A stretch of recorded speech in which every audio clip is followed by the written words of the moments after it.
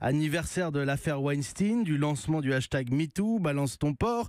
En réalité, aujourd'hui, est-ce que vous avez l'impression qu'on a pris la mesure du problème de la cause des femmes et surtout qu'on y a mis les moyens en ce qui vous concerne ?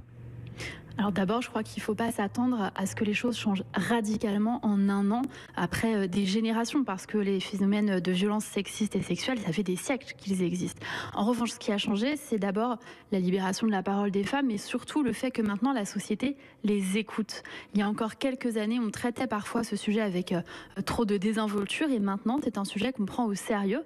Et en ce qui concerne la France, je voudrais souligner qu'il y a une particularité, parce que MeToo, vous savez, c'est un phénomène mondial, mais il n'y a qu'en France qu'on a vu ce plus 34% de plaintes pour viol et agressions sexuelles sur le dernier trimestre 2017.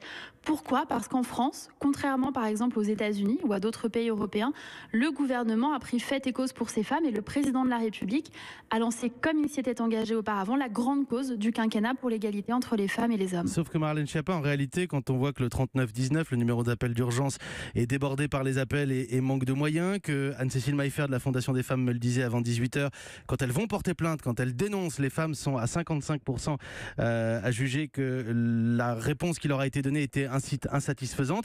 On dirait que la mobilisation à la tête de l'État est là, c'est vous faire honneur, mais que derrière, ça ne suit pas du tout dans les administrations.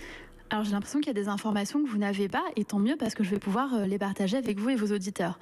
D'abord, le 3919, effectivement, c'est le numéro que j'essaye de faire davantage connaître, parce qu'il y a une étude IFOP qui nous dit que moins de 1 personne sur 10 pense à contacter une association en cas de violence sexiste et sexuelle, et encore moins sont en capacité d'en citer. Donc le 3919, vous avez raison de le répéter. Le 3919, eh bien, il y avait beaucoup d'appels qui sonnaient dans le vide. Donc nous avons travaillé avec cette association, l'association qui gère le 3919, la Fédération nationale solidarité femmes, et nous leur avons dit de quoi avez-vous besoin pour prendre 100% des appels.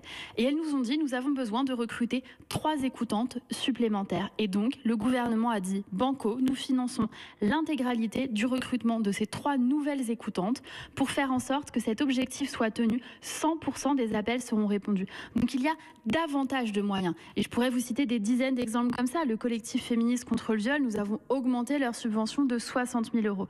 Et puis surtout des marches inédites qui étaient une demande de tous les professionnels depuis des années. Le Premier ministre Édouard Philippe a décidé d'engager 4 millions d'euros pour une grande campagne qui interpelle les témoins de ces violences et les fasse réagir, parce que réagir peut tout changer.